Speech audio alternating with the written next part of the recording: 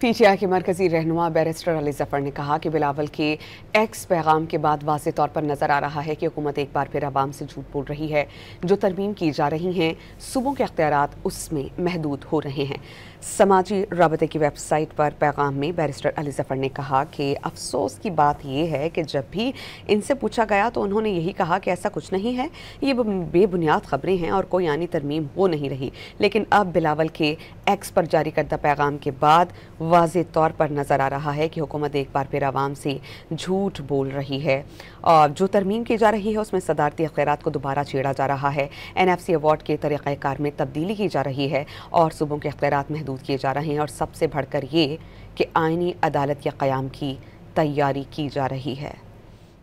और जो तरमीम की जा रही है उसमें सदारती अख्तियारात को दोबारा छेड़ा जा रहा है। NFC अवार्ड के तरीक़ाकार में तब्दीली की जा रही है और सूबों के अख्तियारात महदूद किए जा रहे हैं और सबसे बढ़कर ये कि आइनी अदालत के क़याम की तैयारी की जा रही है।